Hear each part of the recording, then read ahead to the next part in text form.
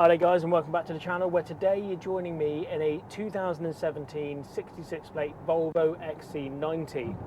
I remember when these first came out, this model range, of which my boss at the time, back in 2015, I was a much younger man back then and not really had many cares in the world, and sorry, we're getting sidetracked. Anyway, the 2015, when it first came out and my boss came back to the showroom that I worked at the time, I thought they really stepped it up, and they really, not that they absolutely needed to, but they've appealed to a much larger audience now when they brought out this lineup. And of course, the rest of the models have kind of followed suit. I think it looks fantastic. The styling of it was just so modern and futuristic almost, that it still holds today in 2023 when BMW are coming out with their new lineups and Mercedes are coming out with their new SUVs. This really does still sit very comfortably within that kind of modern look.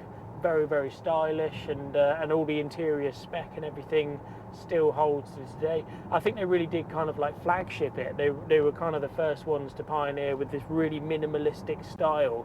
You've got this iPad type looking screen in the center. It isn't an iPad, but you kind of get the gist of what it kind of does. You've got these three screens that you can kind of flick between. You can press this button in the center here and it always takes you back to the home screen. So it is quite easy to use once you've got your head around it and you know where to look for things. Because when you first sit in it and you're trying to find some of the most basic settings, you think, well, I don't really understand it, because you can go up and down and all these different types of things.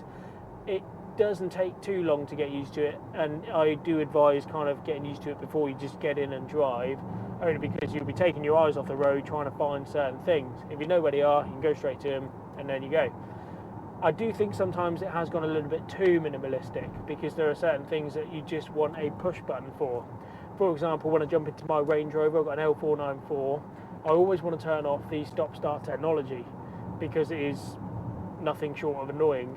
Of which I've just got a button, so I press it down here and that turns that technology off, and I know that my engine's not going to cut out. In here, because of course it starts on this same screen every time, you've got to flick across to one of the settings and then find it and press it. It doesn't have like a haptic touch feedback like you get in the newer Range Rovers or anything like that, so you do have to take your eyes off the road minimally. I can appreciate that, it sounds like I'm being a right Nancy about it, but you just, you want to know that when you've turned it off, you kind of got it right. In terms of the tech that this has, even in 2015, it is still holding today. One of the big Volvo things is they call it a pilot assist, of which I can turn it on my steering wheel here. It does your adaptive cruise control and your lane keeping all in one, and it does feel, you can feel it in the steering wheel. So if I turn it on now, so it's measuring the gap in front, and I can take my feet away and carry on with the cruise control. And when you've got solid white lines, which are really hard to find on these country roads of where I live, the roads are horrendous, they're terrible. When you have a solid white line either side, the steering wheel goes green, and that means that it's found the lane that you're in. So it will then kind of hold itself to the center of the lane. A lot of people don't like it, I can understand why, but a lot of people really do like it, because of course it is a safety feature and it stops you from veering across. You should never really veer across anyway, you should always be paying attention, but it is one of those big tech things that Volvo did, called the pilot assist, and it is quite cool. You don't have to have all of those on either. You can change it in the screen, so you don't want the adaptive side of cruise control, or you don't want the lane keeping assist to keep you on. You can turn certain things on, turn certain things off, so it's relatively easy to get your head around once you kind of set it up to your profile. This particular one has done 154,000 miles. It has the 2-litre 4-cylinder turbo diesel engine producing 235 brake horsepower. That's paired with this 8-speed gearbox. It provides a fantastic drive, and sitting in this car you wouldn't think it had done that many miles, and that's really a testament to Volvo's build quality. Everything is still really solid. None of the buttons are faded. Not that there are many buttons in here, but none of them are faded. The seat bolsters, they haven't worn or torn or anything like that. It really does feel like it's done half the miles that it has. The ride itself is very, very comfortable. It absorbs bumps in the roads. As I say, I am in the countryside. It has these 20-inch alloy wheels on it. It does have the matching tyres all around. I think that does kind of hold, again, another bonus point to the ride quality. But it is just effortless to drive. You do hear the engine slightly if you do put your foot down. It's not going to exactly take off. It's not so bad. You do accelerate, obviously, but you hear the engine come through. It's a lot more noise and it is punch, of which, you know, maybe I'm just used to those bigger engines in the 3 litre. I think if it had a 3 litre, it'd be a bit more of a capable car. But being a 2 litre, and it is a Euro 6, so it has all the start and stop and everything, the tax cost for a 7-seater SUV like this, it's only £180 for the year, which is a massive bonus for it, because you get a huge amount of comfort, a huge amount of practicality, and you're not having to pay a huge amount in road tax. And in terms of the fuel economy, Volvo reckon that you'll get 48, something like that on a run, of which on these country roads that I'm doing now, I'm averaging 37. I'm really quite impressed with that. I'm pleased with it for the size of the vehicle that it is, and I'd like to think if I was doing a steady, consistent speed on a motorway or a dual carriageway, I'd maybe get the 44, maybe, of which realistically it's going to be 41, 42, which again, for that size of vehicle, I don't think it's figures that you can necessarily grumble about, especially because you are in a bit of luxury. It is a comfortable SUV. You do get a huge amount of boot space when you're not using those rear 7 seats or the rear 2 seats to make it a 7-seater. I think it's a big win for it. We'll try and see if this has got enough in there now. So it's following the car in front. The car in front is slowing down, and of course I'm not doing anything. It's slowing me down, and then when they speed up, I also speed up. It's also turning the steering wheel for me. It's keeping me in lane. It won't let me do that forever, don't get me wrong, but it's quite cool tech to see on a car, and you can of course just override it and cancel it out yourself. There are a lot of people that don't like the lane keep assist. I can almost understand why, because sometimes you can feel like you're fighting the car. You're not necessarily taking the smoothest route that you ordinarily would, because this is trying to just keep you in the centre of the lane.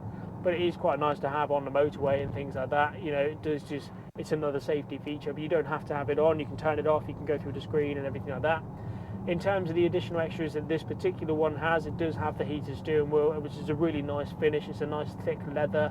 All the seats, you've got a nice wide base, and again, it's a nice thick leather. It's really worn quite well, considering it's done 154,000 miles. I wouldn't even say the colour's faded. So I think that's a testament to Volvo's build quality. They haven't lost any of the build quality with this latest lineup. It still is so futuristic and modern in my book that I think it still holds today. They have had a couple of facelifts on the XC90 where they brought in new tech, but even at the time in 2015, you jump into it and you wouldn't necessarily think, Christ, you know, it's showing its age. It's really not. It's a very comfortable car to be in, that's for sure. And then we'll go up this hill a bit. You see what I mean? Like, you can probably hear it. Like, it's a lot of noise coming through from the engine. It is picking up speed, but it's not exactly pinning you back into your seat. And I'm sure it's perfectly fine. We're not going to be doing street races in SUVs or anything like that. I guess I may be just used to the 3 litre that I've got in my L494, which does pack a bit more of a punch, and it's for a similar size of vehicle, because of course they are both big SUVs. Still, it's very, very comfortable. I wouldn't turn my nose up at it. I wouldn't necessarily complain. I would like it if there was a more powerful option, more readily available, but all in all, I'm impressed. It's a nice, comfortable drive. I think the styling of the car is fantastic. It's timeless even in today's standard. And when I first saw it and I saw this screen, I was amazed by it. I thought it's one of the more, you know, futuristic looking things that I've seen, and it still holds to today. So I think it's definitely worth considering as a nice family SUV. It's a really comfortable car, offers huge amounts of practicality.